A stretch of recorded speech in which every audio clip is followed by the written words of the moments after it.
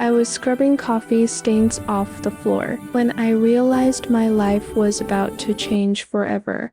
It was March 17th, a Tuesday morning that started like any other, except this time I'd spilled an entire tray of scalding coffee on a man whose suit cost more than my entire year's rent. He looked at me with eyes like winter steel and said 5 words that would haunt me: "You'll pay for this." I ran like my life depended on it. That night, I came home to 20 black cars parked outside my building. My hands wouldn't stop shaking as I turned the corner onto 148th Street. The rain had soaked through my worn sneakers, the ones with the hole in the left sole that I kept meaning to replace but never had the $75 to spare. Each step made a wet, squelching sound that seemed to echo in the empty street, a rhythm that matched the frantic beating of my heart. It was nearly midnight, and the streetlights cast long shadows that made everything look like a threat, like the world itself was closing in. I'd stayed late at the diner on Amsterdam Avenue, picking up an extra shift that Sarah had begged me to take. Sarah, with her kind eyes and her 3 kids at home who needed the night off to take her youngest to the emergency room. I couldn't say no. I never could. That was my problem, Mama used to say, before she passed. Too soft, too willing to carry other people's burdens when I could barely carry my own.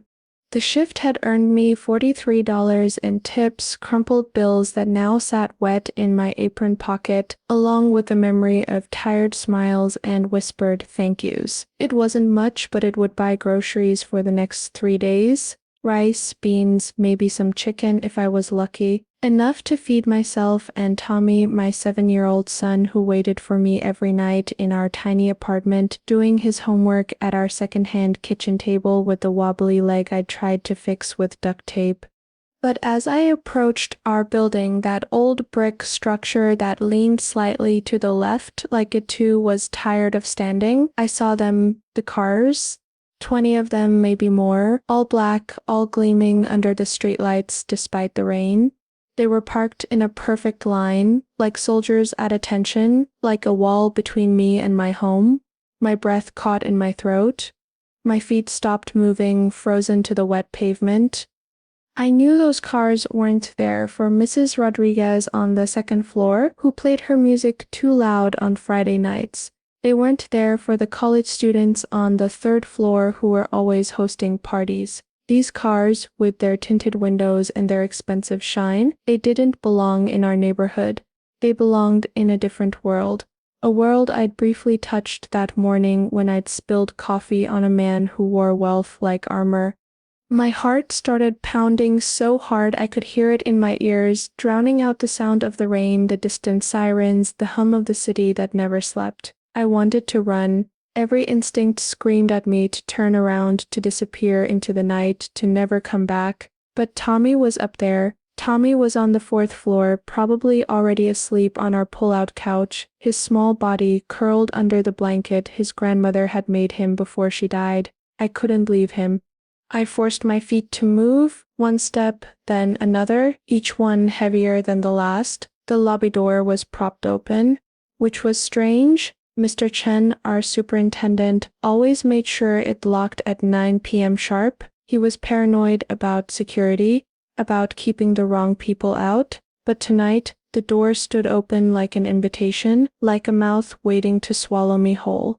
The elevator was broken as usual. It had been broken for 3 months, ever since that cable snapped and trapped the Johnsons inside for 4 hours. I took the stairs, my wet shoes leaving prints on the cracked linoleum. Each floor felt like climbing a mountain. 1st floor, 2nd floor, 3rd floor. My legs burned, my lungs burned. Everything burned with a fear so intense it felt like fire in my veins. When I reached the 4th floor, I saw him.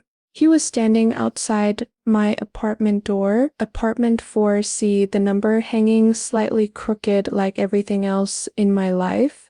He was wearing a different suit. Now, this one charcoal gray, perfectly pressed, without a single wrinkle. His hands were in his pockets, casual, like he was waiting for a bus and not standing in a rundown hallway that smelled of old cooking oil and desperation. The man from the coffee shop. The man whose suit I'd ruined.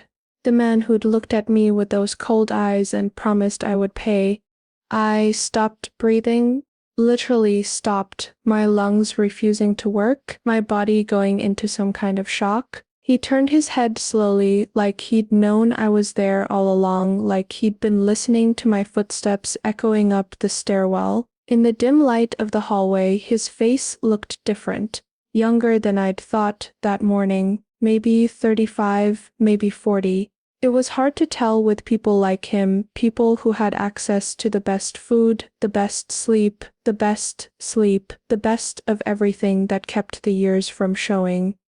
"Miss Carter," he said, and his voice was different too. Not cold anymore, but not warm either. Something in between, something I couldn't read. "I've been waiting for you." My mouth opened, but no sound came out. My hand clutched my purse, my knuckles white against the fake leather. Inside that purse was a small can of pepper spray that I'd bought 3 years ago, after a man followed me home from the subway. I'd never had to use it, but I'd kept it just in case. My fingers inched toward the zipper. "Don't," he said, and though his voice was quiet, it carried a weight that made me freeze. "I'm not here to hurt you. If I wanted to hurt you, you'd already be hurt." The words should have terrified me more, but strangely they didn't. There was a logic to them, a brutal honesty that my brain latched onto like a lifeline. He was right. If he'd wanted to hurt me, he had 20 cars full of men who could have done it already. I would have been grabbed off the street, disappeared like the women you read about in the news, the ones whose families never get answers. "What do you want?" My voice came out as a whisper, barely audible over the sound of Mrs. Rodriguez's television bleeding through her door, some telenovela where everyone was screaming at each other. He tilted his head slightly, studying me like I was a puzzle he couldn't quite figure out. "I came to collect," he said. The words hit me like a physical blow. Collect money I didn't have, compensation for a suit that cost more than everything I owned combined. I thought about the $243 from my last Starbucks paycheck, the $43 in my apron pocket. $286 total. It wouldn't even cover the dry cleaning.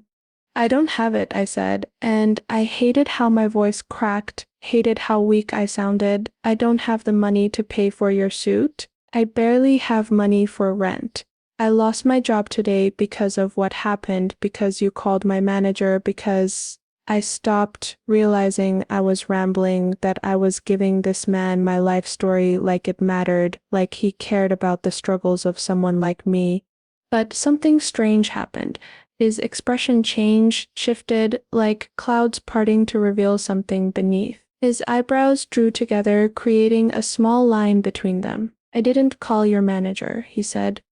"Yes, you did. She told me. She said you called the regional manager, said I was a risk, said—" I stopped again. His face was doing something I didn't expect. He looked confused, genuinely confused, and then something else. Angry. But not at me. "I didn't make any calls," he repeated, and his voice had an edge to it now, sharp like broken glass. "Someone did, but it wasn't me." We stood there in that hallway, staring at each other, and I felt the world tilt slightly, like reality wasn't quite what I thought it was. If he didn't call, then who did? And why was he here?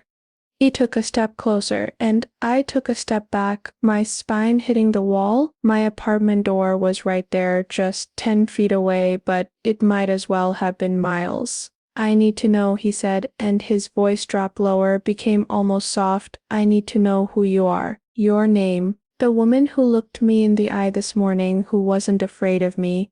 I let out a sound that was half laugh, half sob. "Wasn't afraid of you. I ran out of that coffee shop, like my hair was on fire. I've been terrified all day. And now, you're here, outside my home, with 20 cars full of I gestured wildly at the window at the end of the hall, where, if you looked down, you could see all those black vehicles gleaming in the rain.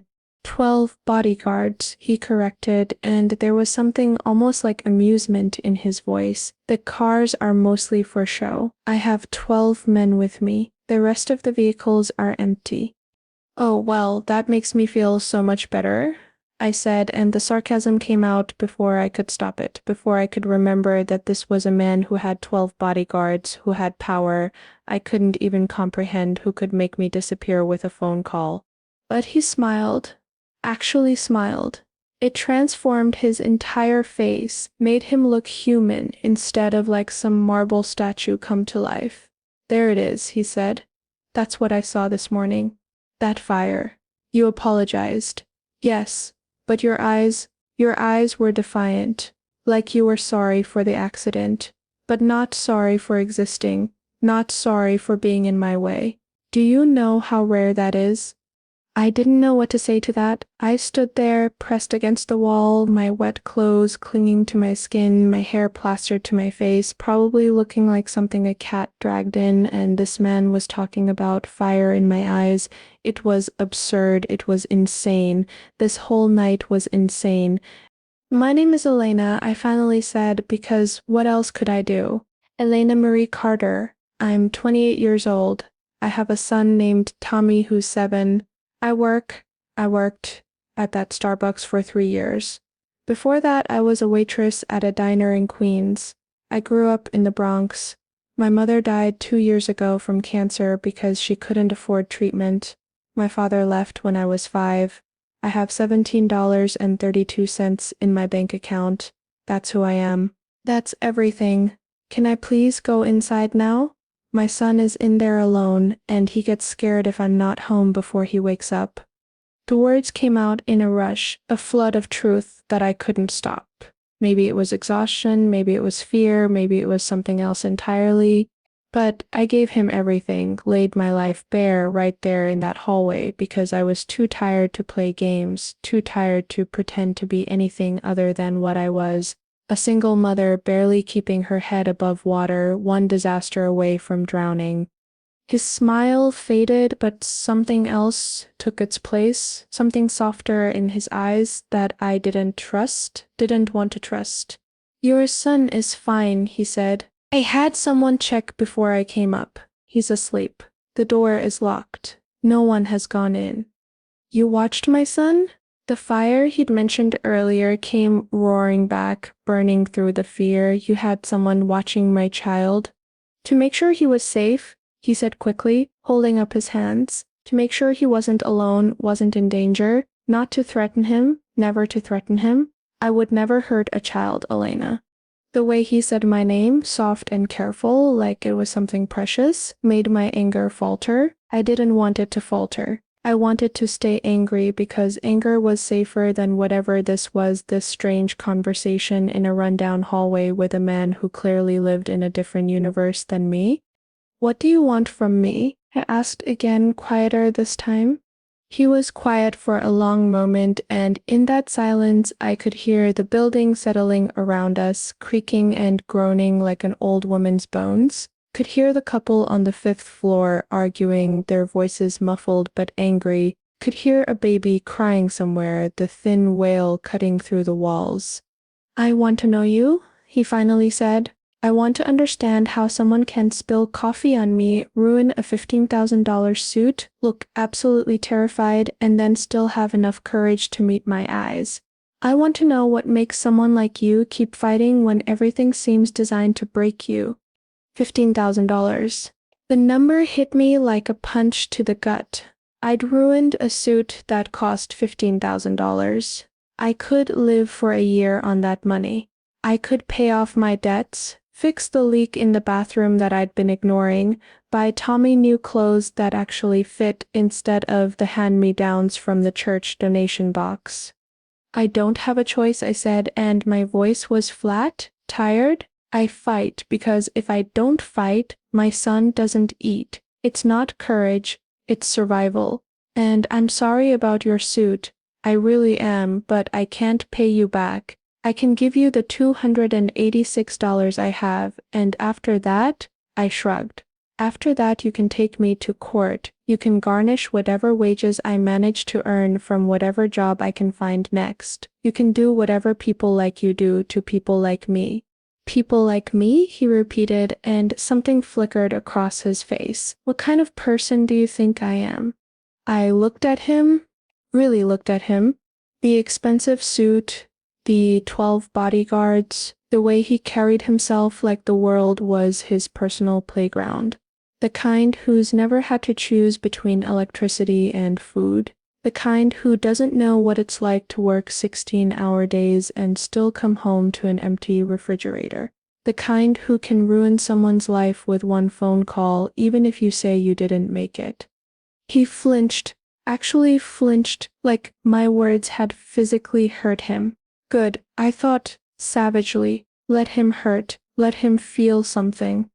You're right, he said, and his voice was so quiet I almost didn't hear it. You're absolutely right. I've never had to make those choices. I've never known what it's like to be where you are. But that's why I'm here. That's why I need to know you. Because this morning, for the first time in my life, someone looked at me and didn't see my money, didn't see my power, didn't see anything except another human being who'd been accidentally hit with coffee. Do you know how long it's been since someone has looked at me like that? I wanted to feel sorry for him. I really did. But sympathy was a luxury I couldn't afford, not when my own life was falling apart, not when I had bills piling up and a son depending on me and a future that looked darker than this hallway. I need to go inside, I said. I need to check on Tommy. I need to fall apart, I thought but didn't say. I need to cry and scream and figure out how I'm going to survive losing another job. Let me help you, he said. I don't need your help. Yes, you do. You just lost your job because of me, even if I didn't make the call directly. Let me fix that. Let me help. I don't take charity, I said, lifting my chin even though inside I was crumbling, even though I wanted to say yes, wanted to grab onto any lifeline offered. It's not charity. It's... He paused, searching for words. It's reparations. It's making things right. You've been wronged, and I want to fix it. Why? The word exploded out of me. Why do you care? You don't know me, you don't owe me anything. Go back to your world and leave me to mine. I can't, he said simply. Something happened this morning, something shifted, and I need to understand it. I need to understand you. We stood there, locked in a stalemate, his eyes on mine, and I saw something in them that I didn't expect, loneliness. This man, with all his money and his power and his 12 bodyguards, was lonely. It was written all over his face, in the way he stood, in the desperate edge to his voice. But I was lonely too.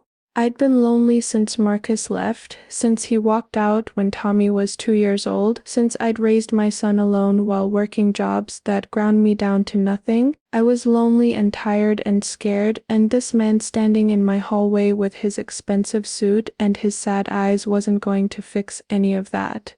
I need you to leave, I said, and my voice finally broke, tears spilling over that I couldn't stop anymore. Please, just leave me alone.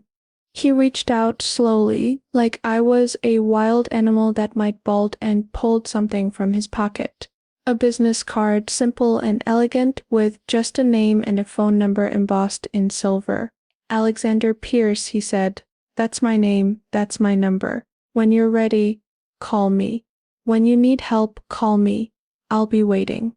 He pressed the card into my hand, his fingers warm against my cold ones, and then he turned and walked away. His footsteps echoed down the hallway, down the stairs, until I couldn't hear them anymore. I stood there frozen, the card clutched in my fist, until I heard the sound of car engines starting below, until I heard them drive away one by one. Only then did I unlock my apartment door with shaking hands. Only then did I step inside the small space that was my entire world. 2 rooms, a tiny bathroom, a kitchen that was barely more than a hot plate, and a mini fridge. Tommy was asleep on the couch, just like I'd known he would be, his brown curls falling across his forehead, his mouth slightly open. He looked like Marcus when he slept, had his father's face, his father's hands. It hurt to look at him sometimes. I sat down on the edge of the couch, careful not to wake him, and opened my fist to look at the business card. Alexander Pierce. The name meant nothing to me. I pulled out my phone. The screen cracked from when I dropped it last month, and Googled the name with fingers that still trembled. The search results made my head spin. Alexander Pierce, CEO of Pierce Industries, net worth estimated at $3.2 billion. Billionaire, tech mogul, youngest self-made billionaire in New York. The articles went on and on, showing pictures of him at galas, at business conferences, shaking hands with politicians and celebrities. He looked different in the photos, colder, more distant. The man who'd stood in my hallway had seemed more real, somehow more human. $3.2 billion. I couldn't even conceptualize that much money. It was play money, monopoly money, something that existed in a realm so far from my reality that it might as well have been on another planet. And that man, that billionaire, had stood outside my apartment and asked to know me. I should have thrown the card away, should have ripped it into tiny pieces and flushed it down the toilet. Should have blocked the whole night from my memory and focused on what mattered, which was finding another job, keeping my son fed, surviving another day. But I didn't throw it away. I slipped it into my wallet, tucked it behind my expired library card and my grocery store rewards card that I never used because I couldn't afford to buy enough to get rewards. I told myself it was just in case, just as backup, just as insurance if things got really bad. I didn't know then how bad things would get. I didn't know that throwing away that card would have saved me from everything that came after. But maybe I wouldn't have thrown it away even if I'd known. Maybe part of me, the part that was tired of fighting, the part that was tired of surviving instead of living, maybe that part of me wanted to see what would happen if I called. Tommy stirred in his sleep, his small hand reaching out unconsciously. I took it, held it, felt the warmth of his skin against mine. This was what mattered. This was everything. As long as I had him, as long as I could keep him safe and fed and loved, nothing else mattered. But even as I thought it, even as I made that silent promise to myself, I could feel the weight of that business card in my wallet, could feel it calling to me like a siren song, promising something I couldn't even name. The next morning, I woke to sunlight streaming through our thin curtains and Tommy bouncing on the couch next to me. And Mom, wake up. It's Saturday. You said we could go to the park if you didn't have to work. Right. Saturday? I'd forgotten. In the chaos of yesterday, of losing my job and coming home to 20 black cars and a billionaire in my hallway, I'd completely forgotten that today was Saturday, Tommy's favorite day, the one day we usually spent together doing something fun that didn't cost money. I sat up, every muscle in my body aching from working 2 shifts the day before, and forced a smile onto my face. The park sounds perfect, baby. I stopped remembering. No job, no income. The park was free, but getting there meant subway fare, meant $2.75 each way, meant $11 total that I didn't really have but would have to spend anyway because I'd promised. Mom? Tommy's face fell, reading my hesitation the way kids do with an accuracy that broke my heart. It's okay, we don't have to go, I can play here. No, I said quickly, pulling him into a hug. We're going to the park. I promised, didn't I? And I keep my promises. He hugged me back, his small arms tight around my neck, and I breathed in the smell of him, that little boy smell of sleep and soap and something indefinable that was just Tommy. This was worth it. He was worth everything. We got ready slowly, me in my only pair of jeans that didn't have holes and a sweater that had seen better days, Tommy in his favorite blue shirt with a dinosaur on the front that was getting too small for him. I made us breakfast from the last of our cereal, splitting the bowl between us when I realized we didn't have enough milk for 2 servings. I gave him the bigger portion and ate mine dry, pretending I liked it that way. The subway ride to Central Park took 40 minutes. We sat together on the orange plastic seats, Tommy pressed against my side, looking out the window as the stations flashed by. He talked about school, about his teacher Mrs. Morrison, who was nice but gave too much homework, about his friend Jake who'd brought in a real turtle for show and tell, about 1,000 small things that made up his world. I listened and nodded and laughed when I was supposed to, but part of my mind was elsewhere, calculating and recalculating our finances, trying to figure out how we would survive the next month without my Starbucks income. The diner shifts would help, but they weren't enough. I made maybe $200 a week there, sometimes less. Rent was $1,100 a month. Utilities were another $150. Food, subway fare, Tommy's school supplies, my phone bill that I needed for job hunting. The numbers didn't add up. They never added up. I'd been supplementing with the Starbucks money and now that was gone. We could go to a food bank. I thought we'd done it before last year when I'd gotten the flu and missed 2 weeks of work. The people there were kind, didn't judge, gave us bags of groceries that tasted like charity but kept us fed. Maybe I could pick up another job, something overnight that wouldn't conflict with the diner. Maybe I could start selling things, though we didn't own much worth selling. Maybe. Mom, we're here. Tommy pulled on my hand, jolting me back to the present. We got off at 72nd Street and walked to the park, Tommy practically vibrating with excitement. It was a beautiful day, unseasonably warm for March, and the park was full of people. Families picnicking on the grass, couples walking hand in hand, dogs chasing frisbees, kids playing on the playground equipment. Tommy ran straight for the swings, his favorite. I pushed him, watching his face light up with joy as he soared higher and higher, his laughter ringing out pure and clear. I thought, this is why I do it. This moment right here, this happiness on his face, this is worth every sacrifice. Higher, Mom. Push me higher. I pushed harder, my hands against his small back, and tried not to think about Alexander Pierce's business card sitting in my wallet. Tried not to think about $3.2 billion and what that kind of money could do. Could pay for Tommy's college. Could buy us a real apartment with more than 2 rooms. Could fix everything that was broken in our lives. But money like that came with strings. Everything came with strings. And I'd learned the hard way that accepting help from people who lived in different worlds always ended badly. Marcus had taught me that. He'd been charming too, at first. Had promised me everything, had made me believe in fairy tales, and then he'd left, walked away without a backward glance, leaving me pregnant and alone, with promises broken like glass at my feet. Mom, look. Look at that dog. I looked where Tommy was pointing and saw a golden retriever bounding across the grass, its fur shining in the sunlight. Its owner, a woman in expensive workout clothes, threw a tennis ball and the dog raced after it, pure joy in every movement.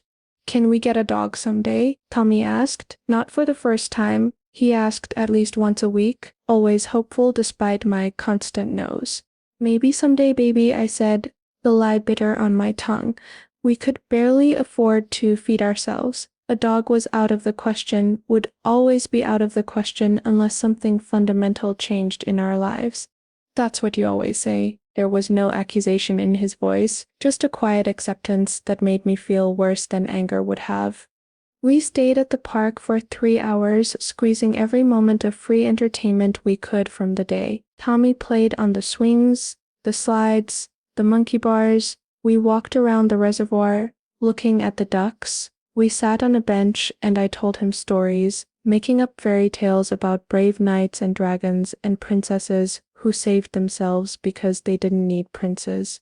It was almost 2 p.m. when my stomach started growling and I realized we hadn't eaten lunch. I'd planned to grab hot dogs from a street vendor, had budgeted $6 for 2 hot dogs and a bottle of water to share, but when I reached into my pocket, my heart sank. The money was gone. The $43 from last night's tips, gone. Must have fallen out on the subway, or maybe I'd been pickpocketed in the crowd. Either way, it was gone, and with it our lunch, our dinner, our food for the next 3 days. Mom, are you okay? I looked down at Tommy's upturned face, at his concerned eyes that were too old for 7, and forced another smile. I'm fine, honey. Just thinking. Hey, you know what? Let's play a game. Let's see how long we can go without eating. Whoever lasts the longest wins. That's a stupid game, Tommy said flatly. You're trying to distract me because we don't have food money. Sometimes I forgot how smart he was, how observant. He saw everything, understood more than I gave him credit for. There was no point in lying. You're right, I said quietly. I lost the money I had, but it'll be okay. We'll figure it out. We always figure it out, Tommy said, and he sounded so tired, so worn down. 7 years old and already carrying the weight of our poverty on his small shoulders. It wasn't fair. None of this was fair. We walked home slowly, taking the subway even though it used up more of our rapidly dwindling funds. Tommy was quiet, withdrawn, and I knew he was hungry. I was hungry too, a gnawing emptiness in my stomach that had become so familiar I barely noticed it anymore. When we got back to our building, there was a car parked outside, not one of the 20 from last night, but a single black sedan with tinted windows. My steps slowed. Tommy noticed. Is that the man from last night? He asked. The one you were talking to in the hallway? I froze. You were awake? I woke up when I heard voices. I looked through the peephole. He said it matter-of-factly, like it was normal for 7-year-olds to spy on their mothers through peepholes. Is he coming back? Before I could answer, the car door opened and Alexander Pierce stepped out. He was dressed more casually today, jeans and a sweater that probably cost more than my monthly rent, but still managed to look like he'd stepped out of a magazine. He saw us and smiled, that same smile from last night that transformed his face. Elena, he said, walking over, and this must be Tommy. Tommy pressed against my side, suddenly shy. I put my arm around him protectively. What are you doing here? I asked, trying to keep my voice neutral. I brought lunch, he said, and gestured to the car. The driver, a large man in a black suit, was pulling out bags from the trunk. Bags that smelled like food, like heaven, like everything my empty stomach was crying out for. I thought you might not have eaten yet, and I wanted to apologize for last night, for showing up unannounced, for scaring you. I wanted to say no, wanted to tell him to take his food and his apology and leave us alone, but Tommy's hand was clutching my coat, and I could feel him trembling slightly, could feel the hunger emanating from his small body. Please, Alexander said quietly, and his eyes met mine. Let me do this one thing, just lunch. No strings, no expectations, just food.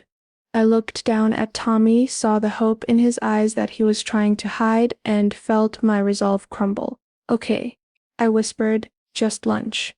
We ate in our apartment, the 3 of us crowded around our small kitchen table. Alexander had brought Italian food from some restaurant I'd never heard of. Pasta and bread and salad and chicken parmesan that melted in your mouth. Tommy ate like he was starving because he was. I tried to eat slower, tried to maintain some dignity, but it was hard when every bite tasted like salvation. Alexander barely touched his own food. He watched us eat with an expression I couldn't read, something between sadness and something else. Guilt, maybe, or pity. I didn't want his pity. Thank you, I said when we'd finished, when there was nothing left but empty containers. This was. You're welcome. He was quiet for a moment, then said, I did some research last night about what happened yesterday at the Starbucks. You were right. Someone did call and get you fired, but it wasn't me. I froze. Then who? My assistant, Catherine. His jaw tightened. She took it upon herself to, in her words, handle the situation. She's done this before, apparently. Anytime someone offends me or causes any inconvenience, she makes calls, pulls strings, makes problems disappear. I fired her this morning. You fired her because of me. I felt sick suddenly, despite the food sitting warm in my stomach. I fired her because she abused her position, because she hurt innocent people in my name without my knowledge or consent. You were just the final straw. He leaned forward, his elbows on the table.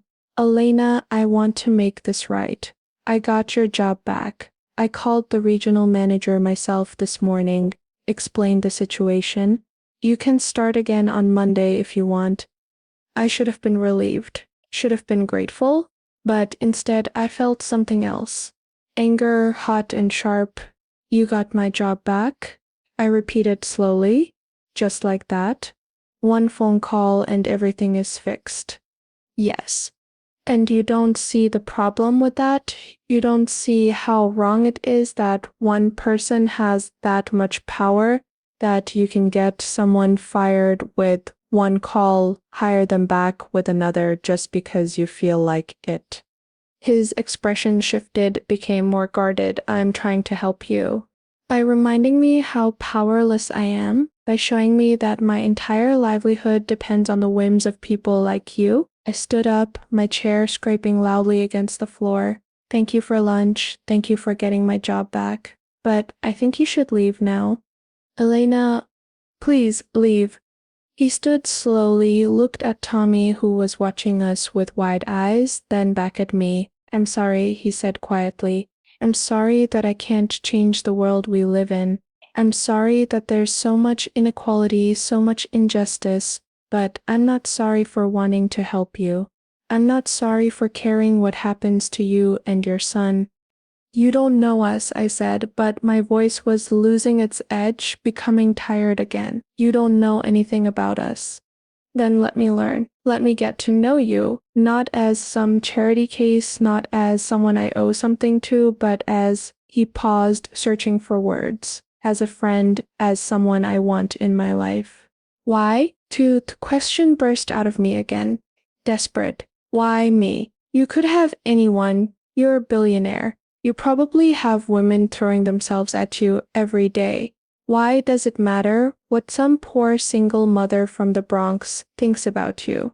Because you're real, he said simply. Because when you look at me, you don't see my money. You see me, and I haven't felt seen in longer than I can remember. The words hung in the air between us, heavy with meaning. Tommy's eyes darted between us, trying to understand the adult tension, the currents running beneath the surface. I need to think about this. I finally said, I need time. Of course. He moved toward the door, then paused. The job is yours if you want it, but if you don't, if you want to do something else, I can help with that too. I own several companies. I have connections. I can... Stop. I interrupted. Just stop. If I take the Starbucks job back, it's because I earned it, not because you made a phone call. And I don't want your connections or your help finding something else. I'll figure it out on my own, like I always have. He nodded slowly, and I saw something like respect flicker in his eyes. Okay, but the offer stands. Anytime you need anything, my number is on that card I gave you. After he left, after we heard the car drive away, Tommy turned to me with serious eyes. Is he a good guy or a bad guy? He asked. It was such a simple question, the kind a child would ask. Good or bad, black or white, no room for the gray that filled the real world. I wanted to give him a simple answer, but I couldn't. I don't know yet, baby, I said honestly. I really don't know. The roses started arriving on Monday. I'd gone back to the Starbucks, swallowed my pride, put on my green apron, and pretended that nothing had changed. But everything had changed. My coworkers whispered about me, wondering what had happened, why I'd been fired and then rehired so quickly. Martha, my manager, was cold and distant, like she blamed me for going over her head even though I hadn't done anything. I came home that night to find a bouquet on my doorstep, 24 red roses, perfect and expensive, with a card that said simply, "Thank you for giving me a chance." Tommy loved them. He'd never seen roses that beautiful before, had never smelled anything that fragrant. I put them in a plastic pitcher we used as a vase and tried not to think about what they meant, what kind of expectations came with flowers like these. The next day there were more roses, different colors this time, pink and white mixed together. The card said, "I'm thinking of you." On Wednesday, yellow roses with a card that said, "You make the world brighter." Thursday, lavender roses. "You're unlike anyone I've ever met." Friday, coral roses. "I can't wait to see you again." Every day a new bouquet. Every day a new message. Our small apartment started to look like a flower shop, smelled like a garden. Tommy thought it was romantic, like the movies. I thought it was overwhelming, thought it was too much, thought I should tell Alexander to stop. But I didn't. I kept the flowers, kept the cards, and if I read them more than once before bed, if I found myself smiling at his words, well, that was nobody's business but my own. On the 10th day, the roses came with something else. An envelope, thick and expensive.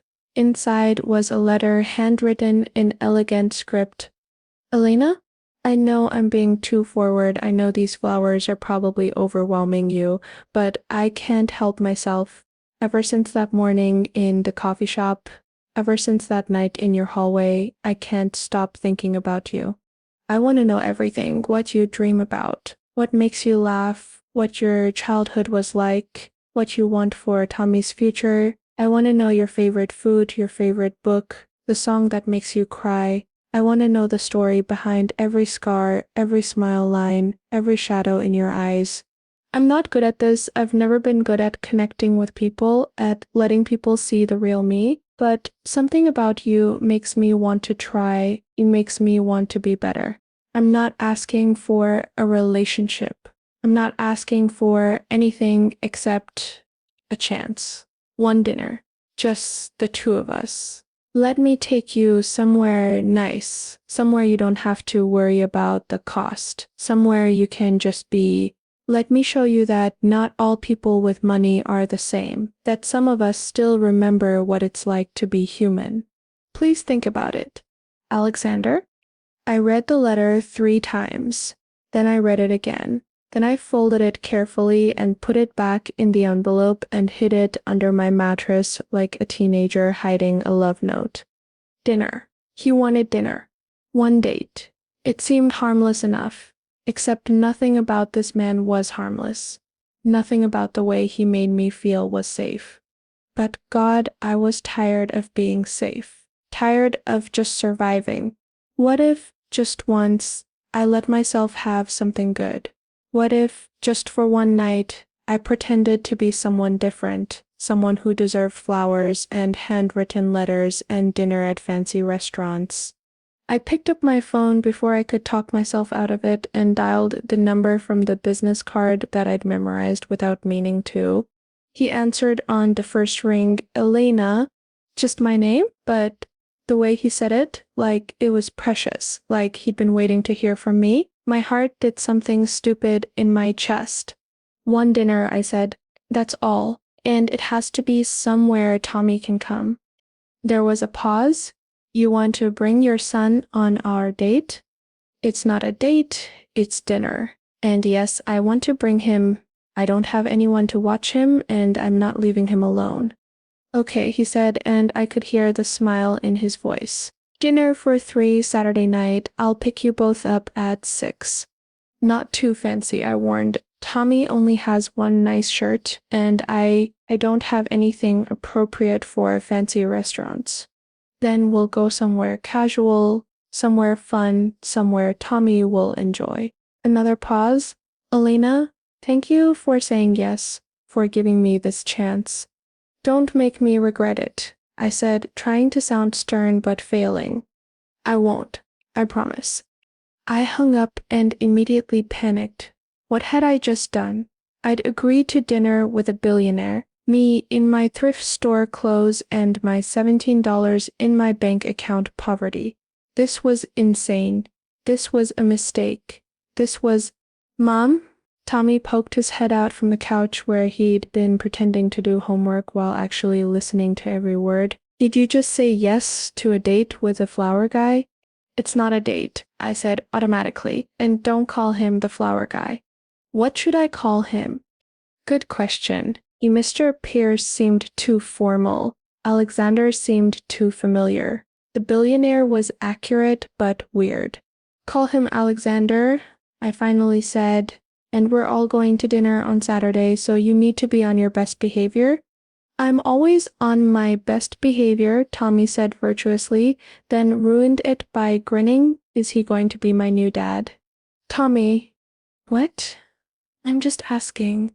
Jake has a stepdad and he says it's pretty cool most of the time. Nobody is becoming anybody's dad, I said firmly. This is just dinner, just a meal, nothing more.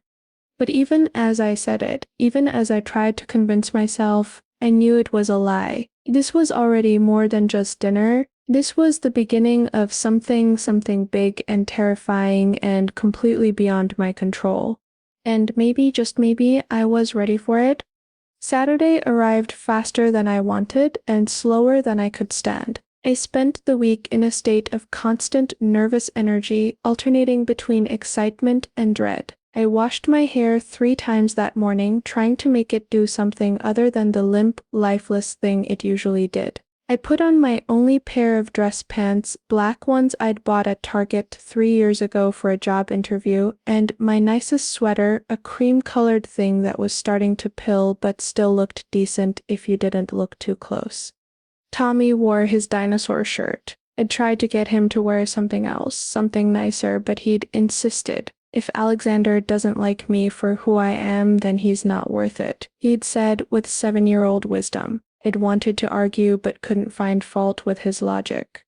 At exactly 6 p.m., there was a knock on our door. I opened it to find Alexander standing there in jeans and a casual button-down shirt, looking nothing like the man in the expensive suit from that first morning. He looked normal, almost. Hi, he said, and he looked nervous. Actually nervous. This billionaire with his endless resources and his 12 bodyguards looked nervous about dinner with me and my 7-year-old son. Hi, I said back. Tommy pushed past me. Are we going somewhere with pizza? Because I really like pizza and breadsticks. And that soda machine where you can mix all the flavors together even though Mom says it tastes disgusting. Alexander laughed, genuine and warm. I think I know just the place. He drove us himself, no driver, no bodyguards, just him in a normal car that was probably expensive but didn't look it. We went to a pizza place in Brooklyn, a family-owned restaurant that had been there for 40 years. It wasn't fancy. It had checkered tablecloths and plastic cups and a jukebox in the corner that still played actual records. It was perfect. Tommy loved it immediately, loved the way you could watch them make the pizza through the window into the kitchen, loved the ancient Miss Pac-Man machine in the corner. Alexander gave him a handful of quarters and Tommy ran off to play, leaving the 2 of us alone at our table. Thank you for this, I said quietly, for not taking us somewhere intimidating. I wanted you to be comfortable, he said, and honestly, this is more my speed anyway. I go to fancy restaurants because it's expected, because that's where business gets done. But if I had my choice, I'd eat at places like this every night. Said no billionaire ever, I teased. He smiled, but it was sad around the edges. You'd be surprised. Money doesn't buy happiness, Elena. It just buys a different set of problems. I'd still rather have your problems than mine. Would you? He leaned forward, his elbows on the table. Would you really want to wonder if every person in your life likes you for you or likes you for your bank account? Would you want to question every relationship, every friendship, every interaction? Would you want to live in a world where people smile to your face and plot behind your back, where everyone wants something from you? I thought about my life, about choosing between food and electricity, about working myself to exhaustion just to stay in a crappy apartment. At least you get to eat, I said quietly. He flinched. You're right. I'm sorry. I shouldn't compare. My problems are nothing compared to yours. I didn't say that. I reached across the table without thinking, touched his hand. I'm not trying to compete about whose life is worse. I'm just saying different problems. That's all. Both real, both valid. His hand turned under mine, his fingers wrapping around mine, warm and solid. You're very wise. You know that? I'm not wise. I'm just tired. No, he said softly. You're wise. You see things clearly, you don't let your circumstances define you, you don't let bitterness turn you cruel. That takes wisdom. That takes strength. I wanted to pull my hand away, wanted to deny his words, but I couldn't. Something about the way he looked at me, like I was something precious, something worth understanding, made me want to be the person he seemed to think I was. The pizza arrived, enormous and covered in cheese that stretched in long strings when you pulled a slice away. He ate and talked, really talked, about everything and nothing. He told me about growing up poor, about a father who drank and a mother who worked 3 jobs to keep them fed. He told me about the scholarship that had changed his life, about working his way through college, about the tech startup he'd built from nothing in his dorm room that had somehow improbably turned into an empire. I told him about Marcus, about falling in love at 20, about the pregnancy that had seemed like a disaster but turned into Tommy, the best thing that ever happened to me. I told him about my mother's death, about holding her hand in that hospital room while machines beeped and alarms went off, and doctors did nothing because we had no insurance, no money, no power to save her. I told him about the anger I'd carried since then, the rage at a system that let people die because they couldn't afford to live. He listened to everything, really listened, his eyes never leaving my face. And when I finished, when I'd poured out more than I meant to, he said quietly, your mother would be proud of you, of how you're raising Tommy, of how you've survived. The tears came before I could stop them, silent and hot down my cheeks. He reached across the table and wiped them away with his thumb, gentle and careful, like I might break. Sorry, I whispered. I don't cry in front of people. Don't apologize for feeling, he said. Don't apologize for being human.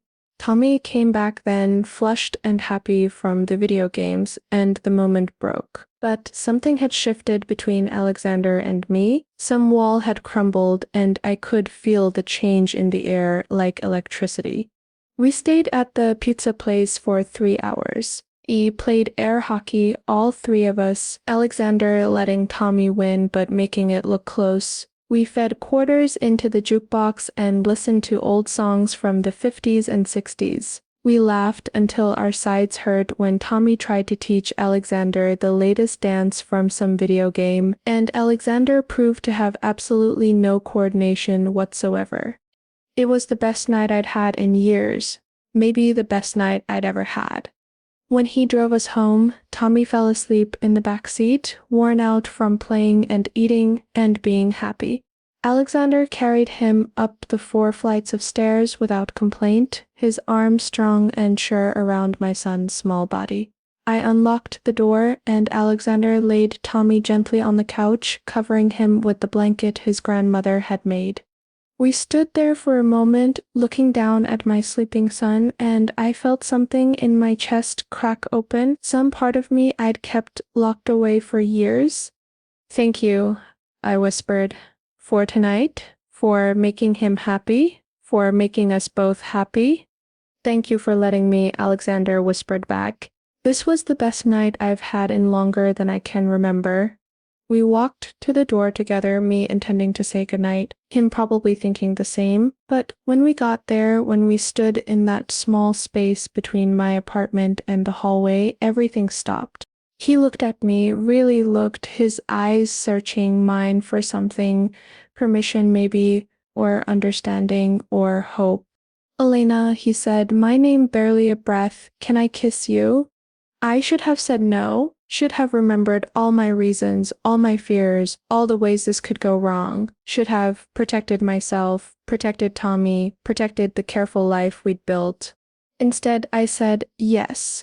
His lips met mine softly, carefully, like I was something precious that might shatter. The kiss was gentle and sweet and perfect, tasting of pizza and promise and possibility. His hand came up to cup my cheek, his thumb stroking my skin, and I leaned into the touch like a flower turning toward the sun. When we broke apart, we were both breathing hard, both looking at each other with something like wonder. "I should go," he said, but he didn't move. "You should," I agreed, but I didn't step back. We stood there, frozen in that moment, neither wanting to be the one to break the spell. Finally, he smiled, that transformative smile that made him look younger, happier, more human. "I'll call you tomorrow," he said. "Okay." And the day after that, "Okay." And every day after that, until you're sick of me. That might be a while, I admitted. He kissed me again, quick and sweet, then pulled away before either of us could get carried away. "Hey, good night, Elena." "Good night, Alexander." I watched him walk down the hallway, down the stairs, listened to his footsteps fade. Then I closed the door, leaned against it, and let myself smile like an idiot teenager with her first crush. What had I gotten myself into? The roses continued every day without fail. A new bouquet arrived at my door. But now they came with longer notes, with pieces of Alexander's thoughts, his day, his feelings. He wrote about board meetings that bored him and business deals that stressed him out and moments when he found himself thinking of me instead of focusing on work. I started writing back. Short notes at first, thanking him for the flowers, telling him about my day, then longer letters, pouring out thoughts and feelings I hadn't expressed to anyone in years. It felt dangerous, this opening up, this vulnerability, but it also felt necessary, like something I'd been holding back for too long. We saw each other twice that week. Once for lunch on my break from Starbucks, meeting at a deli halfway between his office and a coffee shop. Once for a walk in the park with Tommy, all three of us bundled against the cold March wind, feeding ducks and talking about everything and nothing. I could feel myself falling, and it terrified me. This wasn't supposed to happen. This wasn't part of the plan. I was supposed to stay guarded, stay protected, stay safe. But Alexander was breaking through every defense I had, slowly and carefully, showing me that maybe, just maybe, I could trust again. Tommy loved him. That was the most dangerous part. My son, who was so careful around new people, so protective of me, had taken to Alexander like they'd known each other forever. They had inside jokes already, shared looks that excluded me in the best way. Alexander treated Tommy like an actual person, not like a cute accessory or an inconvenience, but like someone whose opinions mattered, whose thoughts were valid. It was everything I'd ever wanted for my son, a male presence who was kind and present and consistent. But it scared me because I knew how much it would hurt Tommy if this didn't work out. If Alexander decided one day that a woman with baggage and a 7-year-old kid was more trouble than she was worth. 3 weeks after that first dinner, Alexander invited us to his apartment. "It's time you saw where I live," he said. "Time you saw all of me, not just the parts I show to the world." I almost said no. Almost backed out, but curiosity won over fear. And on a Saturday afternoon, we found ourselves in front of a building in Manhattan that was so expensive, so exclusive, that there wasn't even a visible entrance from the street. Alexander met us in the lobby, which was all marble and gold and intimidation. A doorman in a uniform that probably cost more than my monthly rent nodded respectfully. We rode an elevator that required a special key that went straight to the penthouse without stopping. The elevator doors opened directly into his apartment, and I stopped breathing. Floor-to-ceiling windows overlooked Central Park. The view so spectacular it didn't seem real. The space was enormous, bigger than any apartment I'd ever seen, with high ceilings and gleaming hardwood floors and furniture that looked like art. Everything was decorated in shades of gray and white and cream, sophisticated and cold. Wow, Tommy breathed, his eyes huge. You live here all by yourself? All by myself, Alexander confirmed, and there was something sad in his voice. It's too big, really, too empty. But it's secure and private, and he trailed off, looking around like he was seeing it through our eyes. It's lonely, he finally admitted. It's a beautiful cage. I walked to the windows, looked out at the park spread below like a painting. From up here, everything looked small, manageable. The people were tiny dots, their problems invisible from this height. I understood suddenly why billionaires lost touch with reality, why they stopped seeing people as human. From up here, we were all just ants. I hate it sometimes, Alexander said quietly, coming to stand beside me. This view, this apartment, this whole life, I hate how it separates me from everything real. Then why do you stay? Because leaving means admitting defeat. It means admitting that I built this empire but lost myself in the process. He turned to me, his eyes intense. Until I met you, until you reminded me what real looks like. I'm not some salvation, I said. I'm not going to fix you, Alexander. I can barely fix myself. I don't want you to fix me. I just want you to be with me. To help me remember how to be human. It should have been too much, too intense, too fast.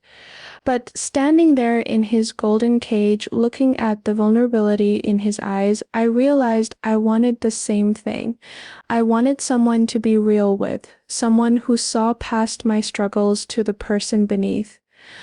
Tommy was exploring the apartment, his shoes squeaking on the perfect floors, touching everything with careful fingers like he was in a museum. Alexander had told him he could, had encouraged it, but Tommy was still hesitant, still aware that he didn't belong in a place like this.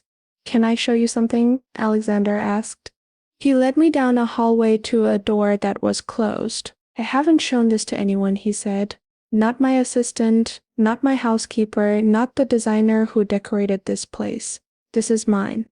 He opened the door, and I stepped into a different world. Unlike the rest of the apartment, this room was warm, lived in, real. The walls were covered in photos, hundreds of them, showing places he'd traveled, people he'd met, moments he'd captured. There were books everywhere, stacked on shelves and piled on the floor, and spread across a worn armchair that looked nothing like the designer furniture in the living room. In one corner was a desk covered in papers, sketches, ideas for new inventions or projects. "This is where I come when I need to remember who I am," he said. "When the billionaire persona gets too heavy and I need to just be Alexander again."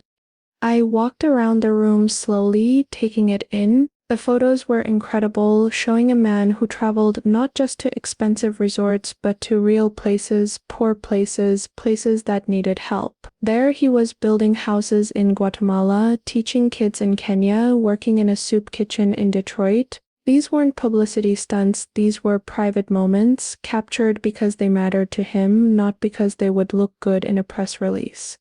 "I don't know who I'm supposed to be," he said quietly. "The boy who grew up poor and hungry, the man who built an empire, the billionaire everyone expects me to be. Sometimes I feel like I'm playing a role, pretending to be someone I'm not." "Maybe you're all of those things," I said. "Maybe you don't have to choose." "Is that what you do? Balance all the different parts of yourself?" I laughed, but it was bitter. I don't have different parts. I'm just Elena, single mother, broke barista, survivor. That's it. That's all I am. He crossed the room to me, took my hands in his. You're so much more than that. You're strong and beautiful and wise and brave. You're a mother who would do anything for her son. You're a woman who faces impossible odds every day and doesn't quit. You're someone who looks at the world and sees injustice but doesn't let it make you cruel. You're remarkable, Elena. Don't you see that? I wanted to believe him, wanted to see myself the way he saw me. But it was hard when every mirror, every shop window, every reflection showed me the same tired woman in worn-out clothes, struggling to make ends meet. I see you, he said, like he could read my thoughts. I see you, Elena, all of you, and I'm falling in love with what I see. The words hung in the air between us, huge and terrifying, falling in love. It was too soon, too fast, too impossible. But my heart didn't care about logic. My heart was already gone, already his, already tangled up in this complicated, beautiful, terrifying thing growing between us. Alexander, I whispered, but I didn't know what else to say. How to tell him that I was falling too, that I was terrified, that I wanted this more than I'd wanted anything in years but didn't know how to let myself have it. He kissed me then, and it was different from our first kiss. His was deeper, more urgent, filled with all the words we weren't saying. His hands came up to frame my face, holding me like I was precious, like I was everything. I kissed him back with everything I had, pouring all my fear and hope and need into that single moment of connection. We broke apart, both breathing hard, both knowing we were on the edge of something we couldn't come back from. Stay, he said. Both of you, stay for dinner. Stay tonight. I have guest rooms. You can have your own space. I don't want you to leave yet. I should have said no, should have maintained boundaries, taken things slow, protected myself and Tommy, but I was tired of always doing the right thing, the safe thing, the responsible thing. Okay, I said, we'll stay. His smile was like sunrise, bright and warm and full of promise, really, really. But we need to go get some things from our apartment first.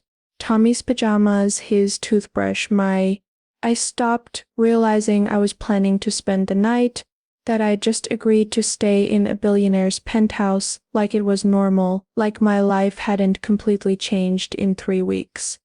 I'll drive you, he said quickly. We'll go together, get whatever you need, come back. I'll make dinner. I actually can cook, despite what you might think. Nothing fancy, just pasta and salad, but it's edible. Tommy appeared in the doorway, having obviously been eavesdropping. Can we really stay here tonight? In this place? If you want to, Alexander said. I have a guest room that I think you'll really like. It has its own bathroom and a TV, and he paused dramatically. I might have a video game console set up in there. Tommy's eyes went huge. Really? Really? I don't get many visitors, but I wanted to be prepared in case he glanced at me, in case anyone ever wanted to stay.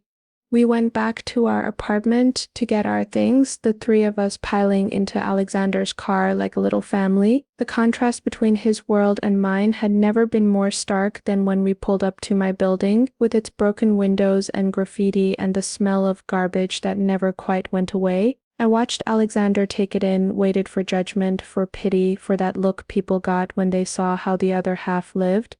But he just got out of the car and followed me up the stairs, not saying anything, not making a big deal out of it. Tommy ran ahead, excited to pack a bag, excited for this adventure.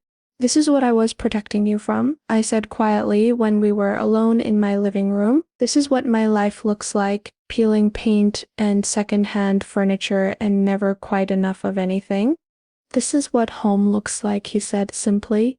It's lived in, it's loved, it's real. My place is beautiful, yes, but it's not a home. This is...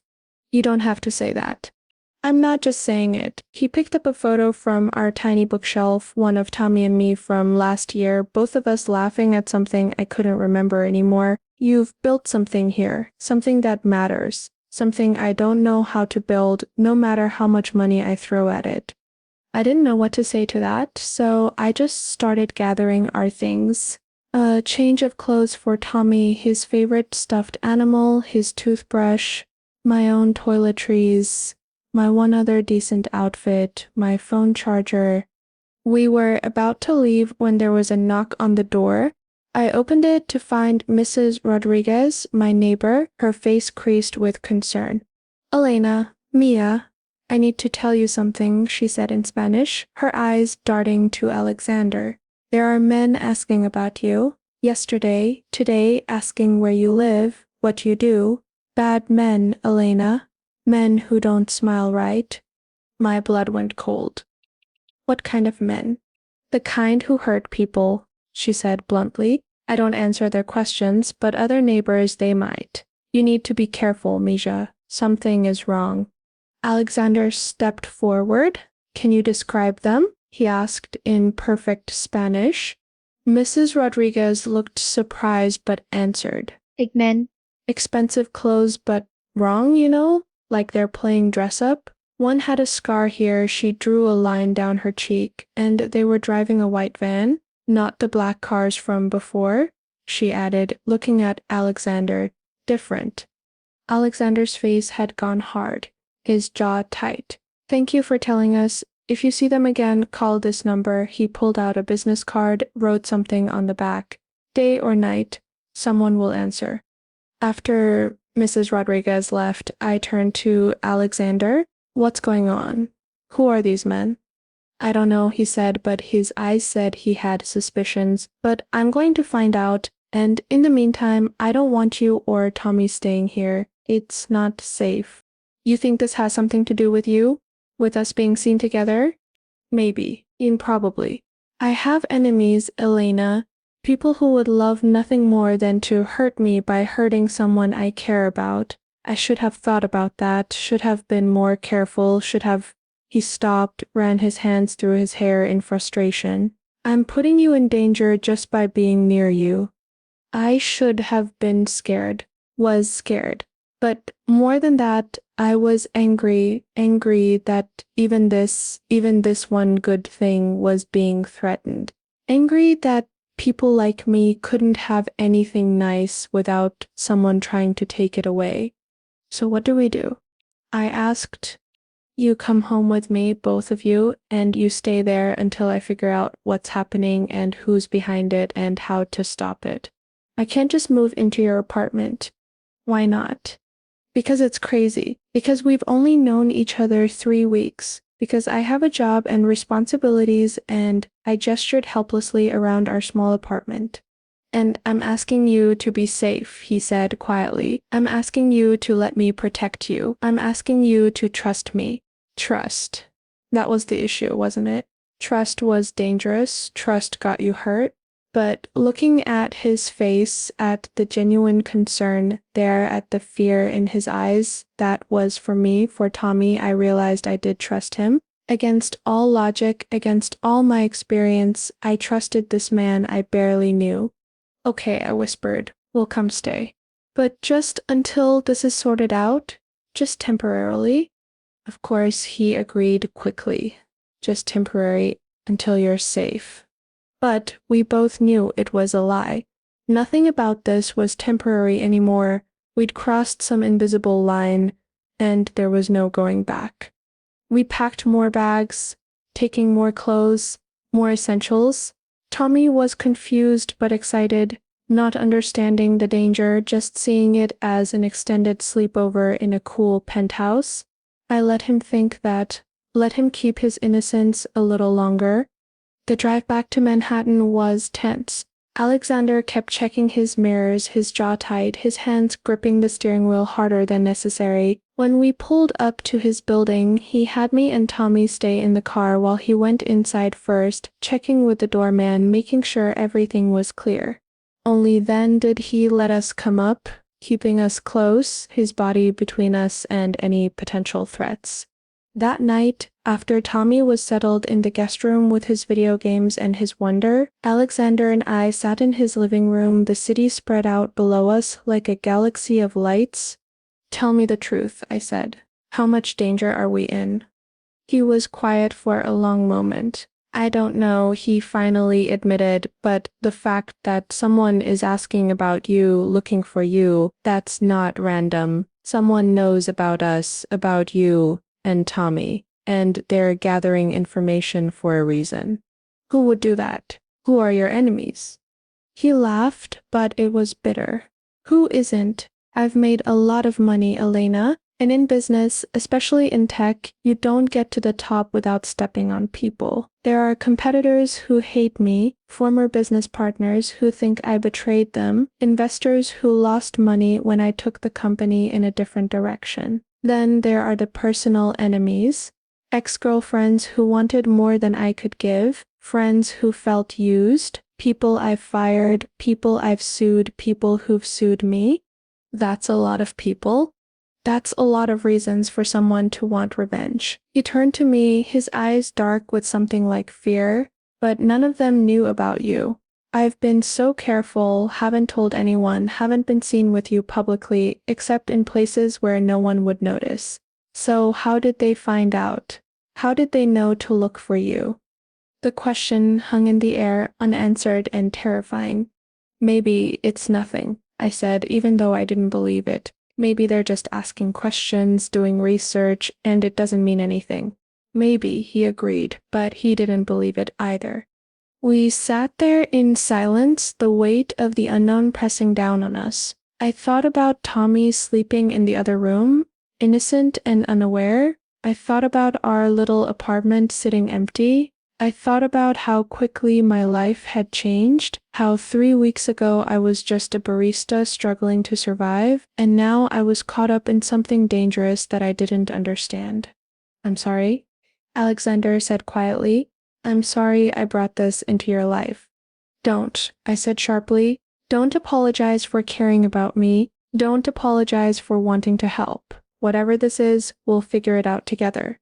Together, he repeated, and his hand found mine in the darkness. I like the sound of that. I squeezed his fingers, held on tight, and tried not to think about all the ways this could go wrong. Tried not to think about the men asking questions, about danger lurking in shadows, about the impossible situation we'd found ourselves in. For tonight, I was safe. Tommy was safe, and we were together. That would have to be enough. The weeks that followed were strange, suspended in a reality that didn't quite feel real. We stayed in Alexander's penthouse, Tommy and I adapting to a life of luxury that felt like playing house in someone else's dream. Alexander hired security, discreet men in suits who followed me to work and back, who watched the building, who made me feel protected and trapped in equal measure. Men asking questions disappeared or stopped being visible. Alexander's investigators were looking into it, he told me, following leads, tracking down sources, but so far nothing concrete. Just shadows and suspicions and the constant awareness that somewhere out there someone knew about us and meant us harm. Tommy loved the penthouse, loved having his own room, his own bathroom, unlimited access to video games and the big TV and all the snacks he wanted. He didn't ask when we were going home, stopped mentioning our apartment altogether. He adapted the way kids do, accepting the new normal without question, without the baggage of knowing how temporary it might be.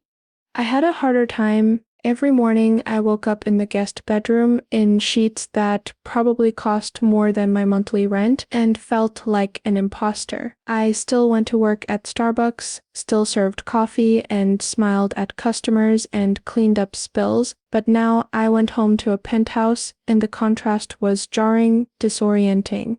Alexander and I existed in this strange in-between space.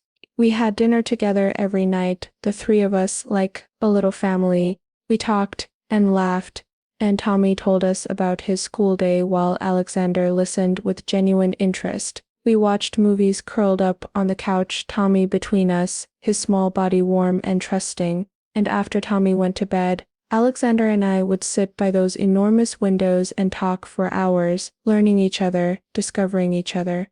We kissed goodnight at my bedroom door, sweet and chaste, both of us holding back from what we both wanted because Tommy was there, because the situation was complicated, because moving faster felt dangerous even though slow was killing us. "I'm falling more in love with you every day," Alexander whispered one night, his forehead pressed against mine, his breath warm on my lips. "Is that okay? Is that allowed?"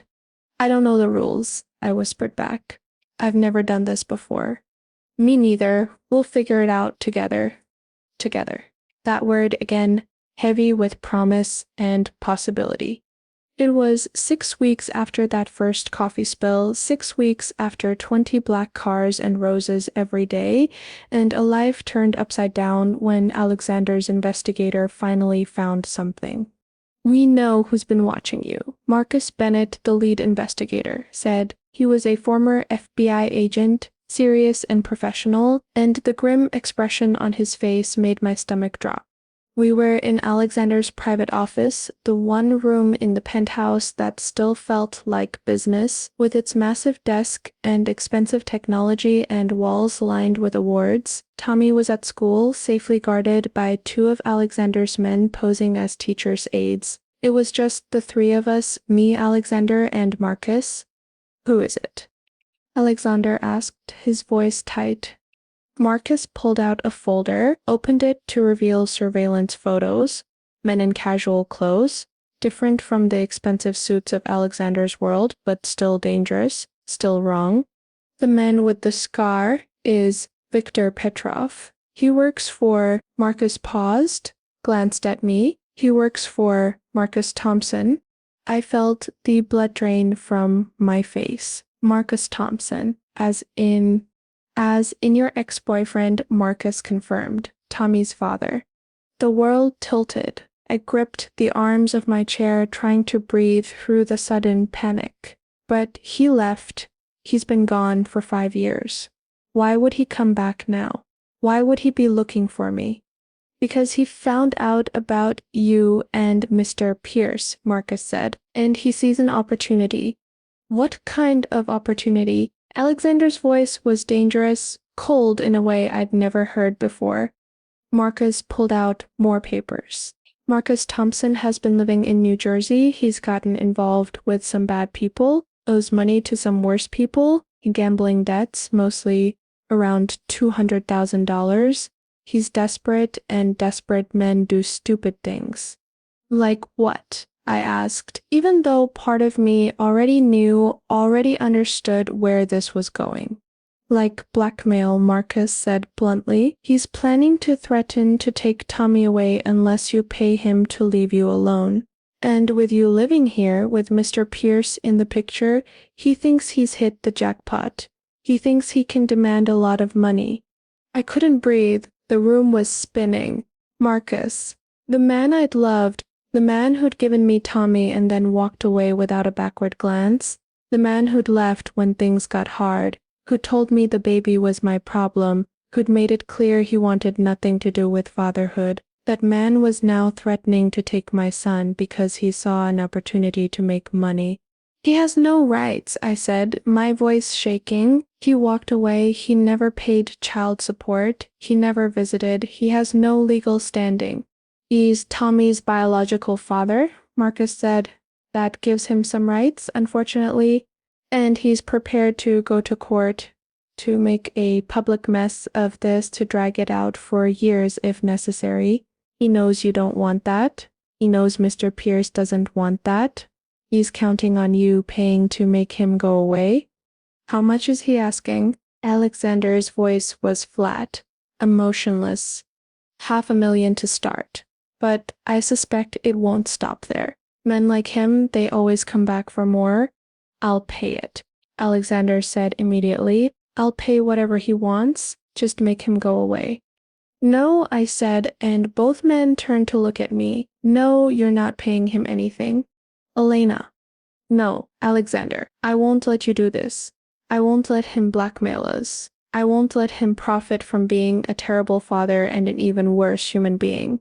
But if we don't pay, he'll take Tommy." Alexander's control was cracking, fear bleeding through. "He'll drag you to court, he'll make this public, he'll..." You won't take Tommy, I said, and my voice was stronger now, anger replacing fear, because I'm not going to let him. I stood up, paced to the window, looked out at the city that had become my battleground. My whole life, I've let people push me around. I've accepted that I'm powerless, that people like me don't get to fight back against people like Marcus, like the system, like everyone who's ever told me I don't matter. But you know what? I'm done. I'm done being pushed around.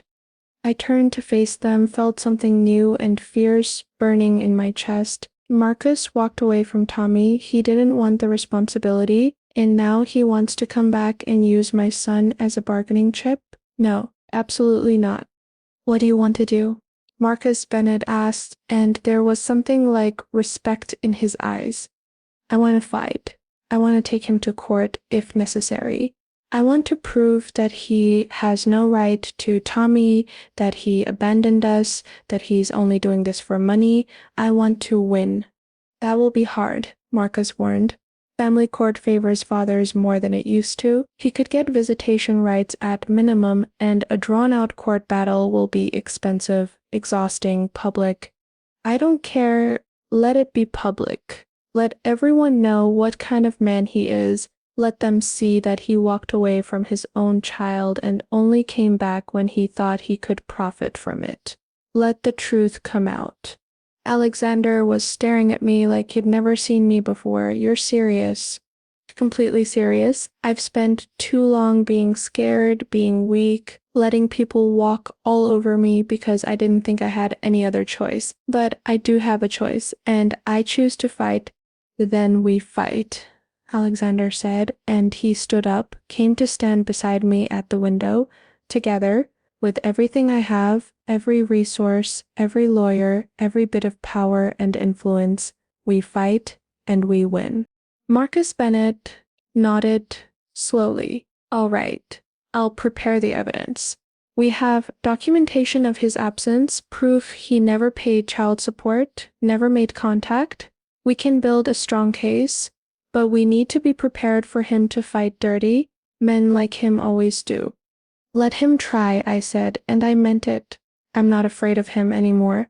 But I was afraid, terrified actually, because this wasn't just about me anymore. This was about Tommy, about my son who didn't deserve to be caught in the middle of his father's greed and his mother's newfound courage. This was about a little boy who would have to learn that his father only wanted him for money, who would have to understand that not all parents love their children unconditionally.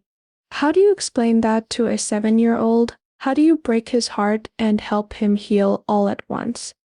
That night, after Marcus Bennett left, after I'd spent hours going over strategy and evidence and worst-case scenarios, I sat Tommy down in his room in the penthouse. Alexander offered to be there to support me, but I told him this was something I needed to do alone. Some conversations were too hard, too personal, too important to share. Tommy, baby, I need to tell you something. I started sitting on the edge of his bed while he looked up at me with those innocent brown eyes that still trusted the world to be fair. Is it about Dad? He asked quietly. I froze. How did you know? I heard you talking, not the words, but the way you sounded. Scared and angry.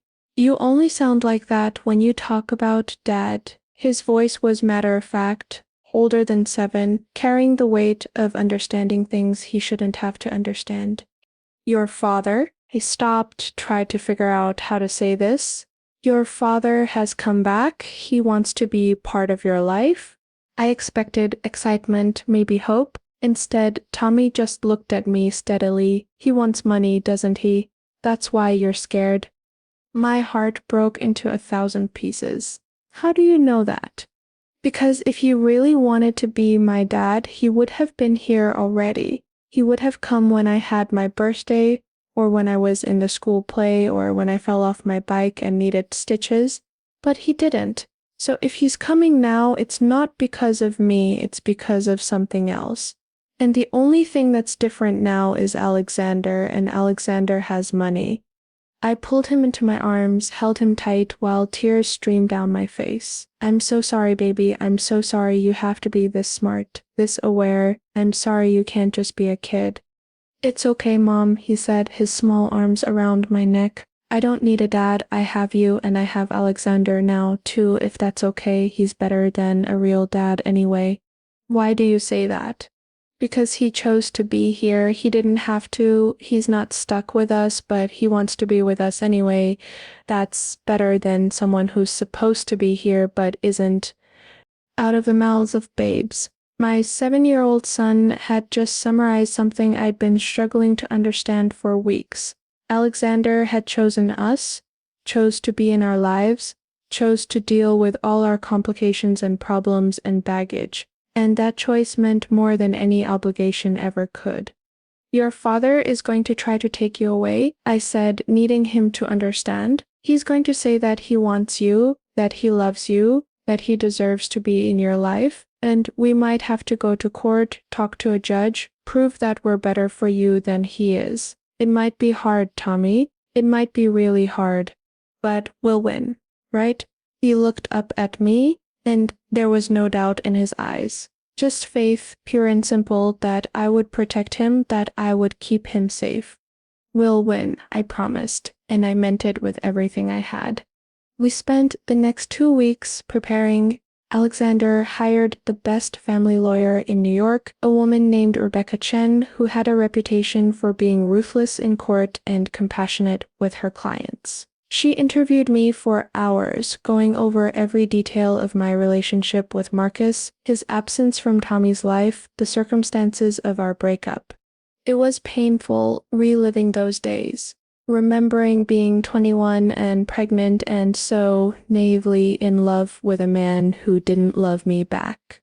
Remembering the panic when he left, the fear of raising a baby alone, the crushing loneliness of those early years. But I told Rebecca everything, held nothing back, because this was too important for pride or privacy. Marcus Bennett's investigation turned up even more damaging information about Marcus Thompson. Not only had he walked away from me and Tommy, but he'd done it before. There was another woman in Philadelphia, another child he'd abandoned, and another in Boston. 3 children, 3 mothers, all left behind without a thought. It painted a picture of a pattern, of a man who made children but took no responsibility for them. This is good, Rebecca said, reviewing the files. This shows character or lack thereof. A judge will see this and understand that his sudden interest in Tommy is not genuine paternal feeling. Will it be enough? I asked. Combined with everything else? The lack of child support, the no-contact order you never filed but could have, his current financial situation and criminal associations?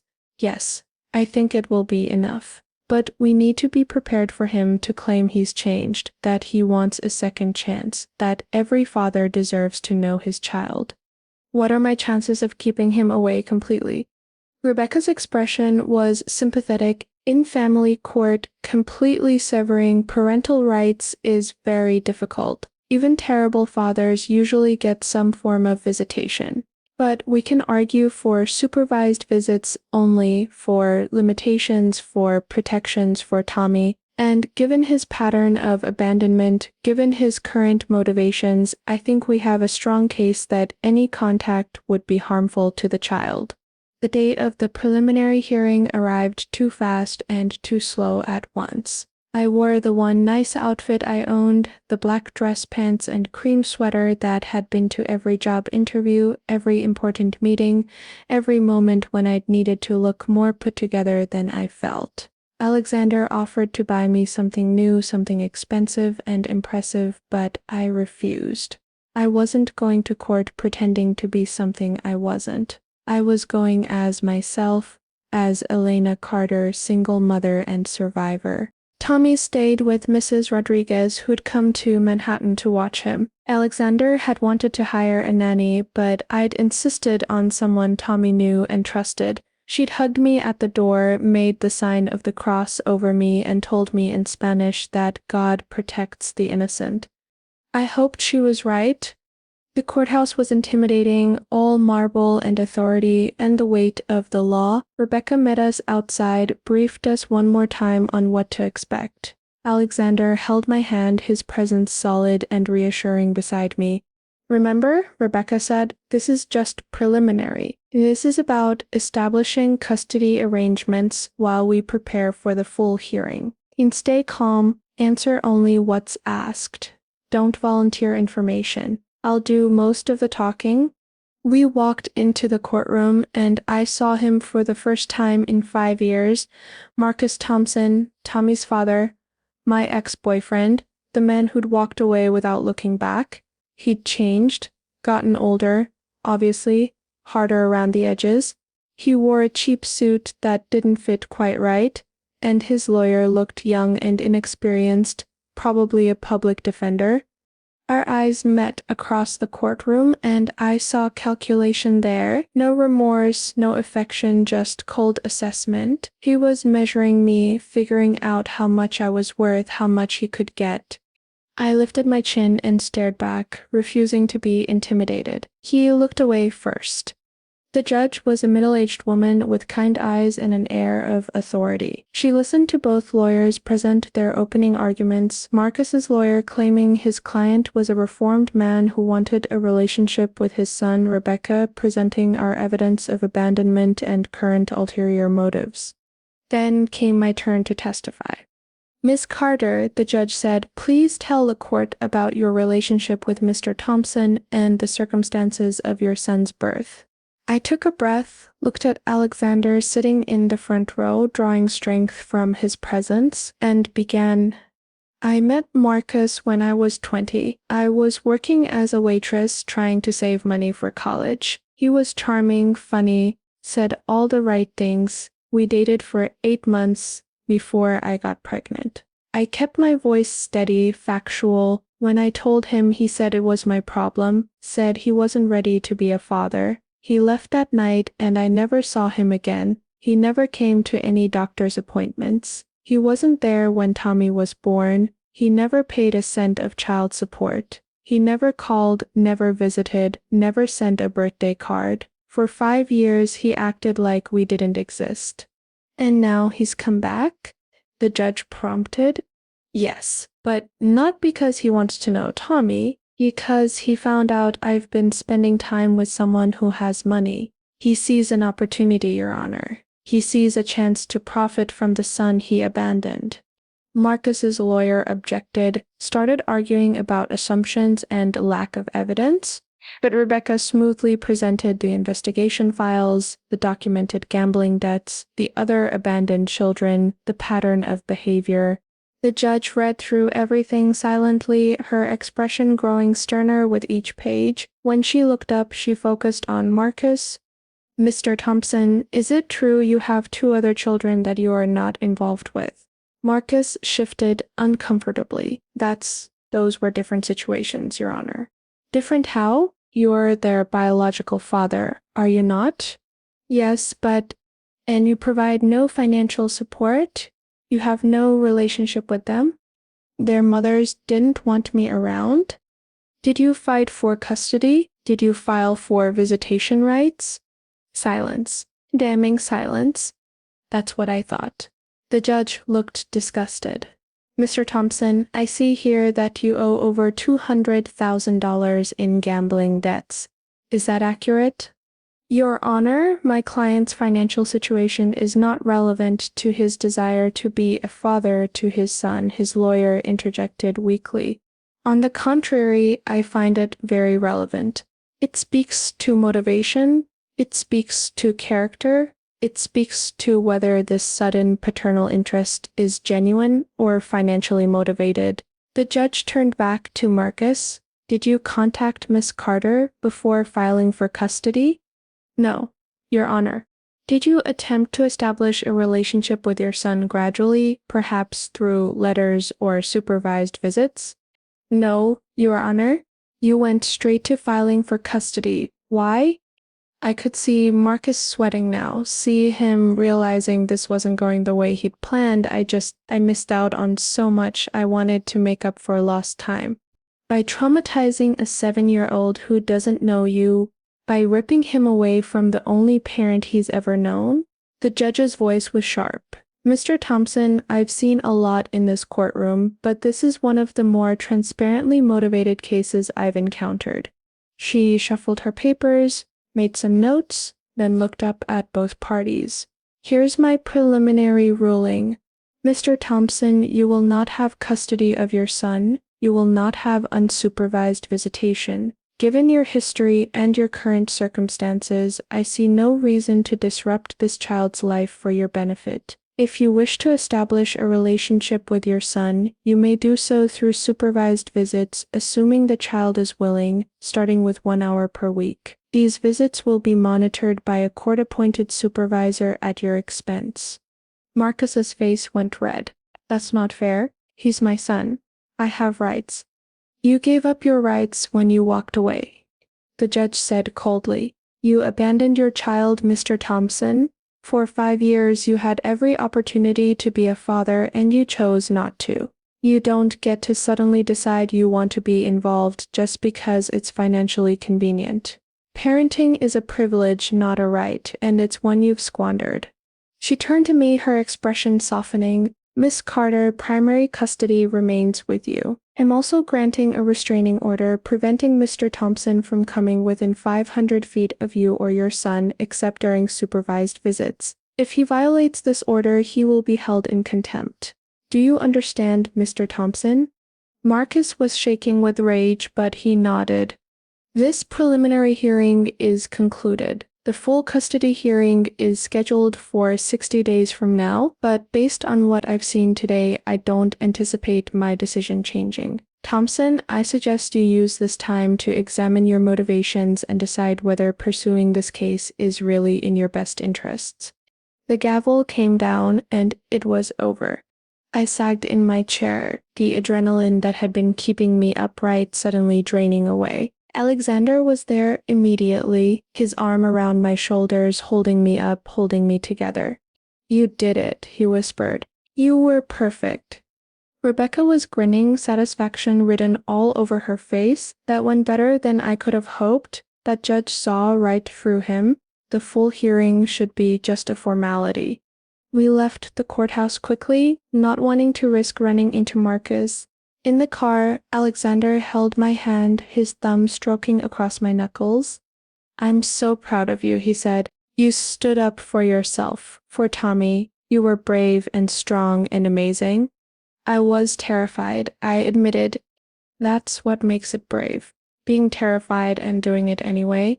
When we got back to the penthouse, Tommy was waiting, bouncing with nervous energy. How did it go? Did we win? We won, baby, I said, pulling him into a hug.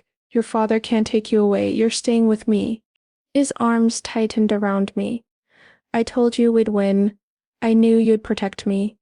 That night, after Tommy was asleep, after Mrs. Rodriguez had gone home, after the adrenaline had fully worn off, I found myself alone with Alexander in his living room. The city sparkled below us, a million lights representing a million lives, all of us struggling and surviving and trying to find happiness in the chaos.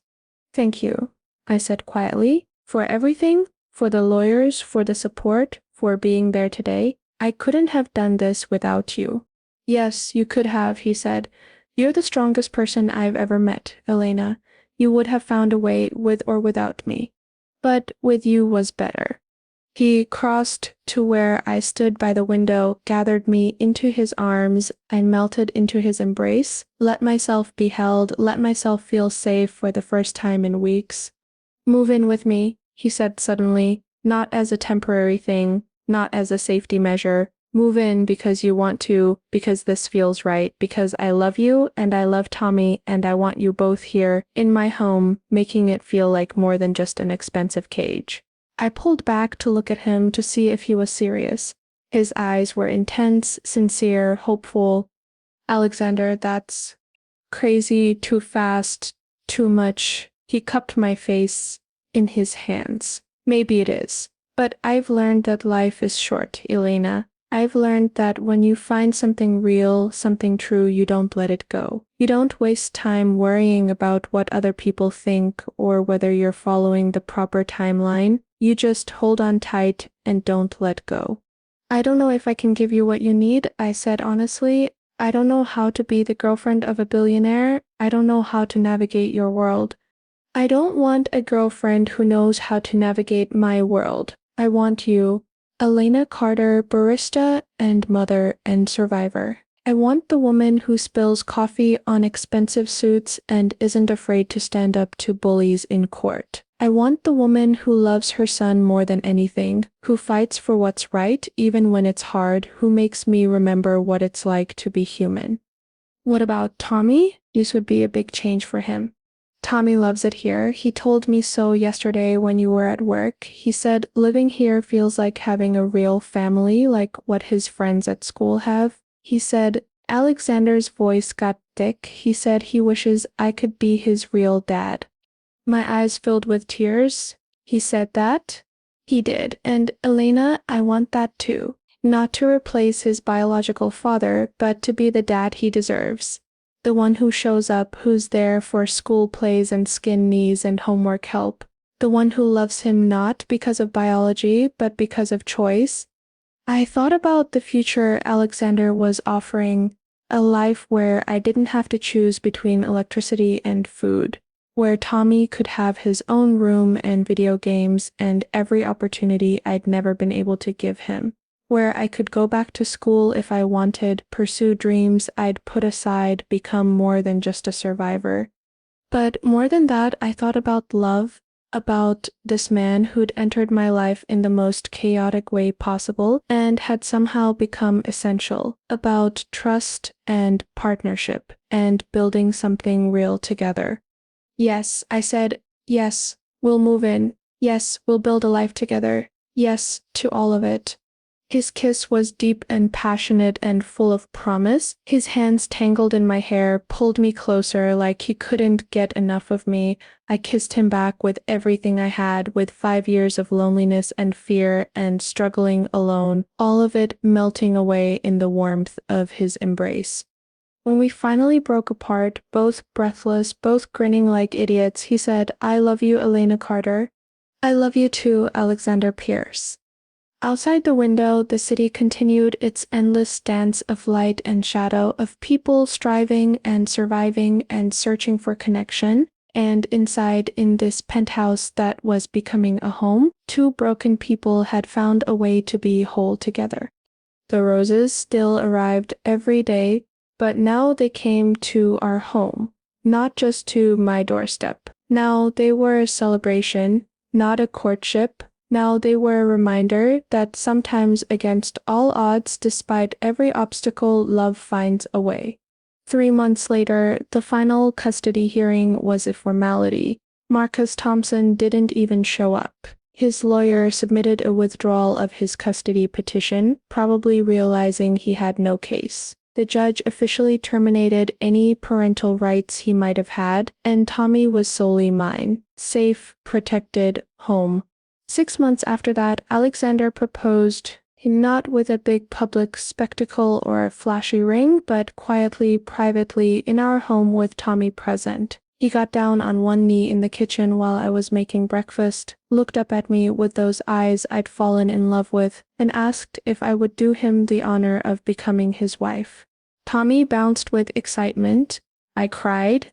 And somewhere between the tears and the laughter and the overwhelming joy, I said yes. We got married a year after I'd spilled coffee on a man in a $15,000 suit. It was a small ceremony, just close friends and family, nothing flashy or public. Tommy was the ring bearer and took his job very seriously. Mrs. Rodriguez cried and told everyone who would listen that she'd known from the beginning that this was meant to be. I wore a simple dress that Alexander had commissioned from a designer, elegant and perfect, and so me. He wore a suit that probably cost more than my first car, but when he saw me walking down the aisle, his eyes filled with tears, and I knew he was seeing not the dress or the hair or the makeup, but me, just me. Our vows were simple. I promised to love him, to choose him every day, to be his partner in building a life. He promised to love me and Tommy, to be the family we deserve, to never take our trust for granted. When the officiant said, "You may kiss the bride," Alexander pulled me close and whispered, "Thank you for spilling coffee on me that day. Thank you for changing my life." I laughed against his lips. "Thank you for being the kind of man worth spilling coffee on." We kissed while everyone cheered, while Tommy made exaggerated gagging noises, while our new life together officially began. It wasn't always easy, adjusting to marriage, to combining our very different worlds, to navigating the complications of wealth and privilege and public scrutiny. There were moments when I felt overwhelmed, when I wondered if I belonged in this life. There were arguments about money, about how to raise Tommy, about balancing Alexander's business demands with family time. But we worked through it together, with patience and communication and love that grew deeper with every challenge we faced. Alexander started a foundation focused on helping single parents, providing resources and support and opportunities to people like I had been. He said it was my influence, that knowing me had opened his eyes to struggles he'd never considered. We worked on it together, me bringing the perspective of lived experience, him bringing the resources to make real change. Tommy thrived. He had a father. Now, maybe not by blood, but by choice. And that choice meant everything. Alexander taught him about business and technology and how to navigate the world of wealth. I taught him about empathy and kindness and never forgetting where you came from. Together, we raised a boy who was confident and compassionate, privileged but not entitled, aware of how lucky he was but grateful rather than arrogant. On our 5th anniversary, Alexander took me back to that Starbucks where it all began. It had new management, a different staff, but the space was the same. We sat at a table with 2 cups of coffee and laughed about that chaotic morning that had changed everything. "Do you ever wonder what would have happened if you hadn't spilled that coffee?" I asked. "All the time," he admitted. "I think about how close I came to never knowing you, never loving you, never becoming the person you've helped me become, and it terrifies me." Me too. I was so scared that day, so worried about losing my job, about surviving another week. I had no idea that the worst day was actually the best day in disguise. That's life, though, isn't it? We can't see the big picture while we're living it. We just have to trust that everything happens for a reason, that even our worst moments can lead to our best ones. I leaned across the table and kissed him, not caring that we were in public, not caring who saw. "I love you, Alexander Pierce." Even covered in coffee, even in an expensive suit, even being exactly who you are. "I love you too, Elena Pierce. My wife, my partner, my everything." We left the Starbucks hand in hand, walking back to our car where Tommy waited with Alexander's driver. Our son looked up from his phone when we got in, grinned at us. "Can we stop for pizza on the way home?" he asked. "Always," Alexander and I said together. And as we drove through the city, through the streets where I'd once struggled and survived, I looked at my family and felt overwhelming gratitude for that spilled coffee, for 20 black cars outside my building, for roses every day for 3 months, for a man who saw past my circumstances to the person beneath, for a love that had bloomed from chaos and grown into something beautiful and real. Sometimes the best things in life start with disasters. Sometimes the person you least expect becomes the person you need most. Sometimes love finds you when you're not looking, when you're just trying to survive another day, when you're covered in coffee and fear and desperately holding on. And sometimes, if you're very lucky, that love stays, it grows, it transforms everything. This was my story, from barista to billionaire's wife, from poverty to security, from surviving to thriving. But more than that, it was a story about finding home, not in a place or a penthouse or a world of wealth, but in people, in Alexander, in Tommy, in the family we'd built from nothing but choice and love and commitment. The roses still arrived every day, every single day for the rest of our lives together. And every day I was reminded that sometimes, just sometimes, fairy tales do come true. They don't look like you expect, they don't follow the rules, but they're real and they're yours and they're worth every struggle it took to find them. So, where are you listening to this story from, and how old are you? Leave it in the comments. I'd love to know if you believe in second chances, in love against all odds, in the possibility that one moment, one accident, one spilled cup of coffee can change absolutely everything. Because it did for me, and maybe just maybe it can for you too.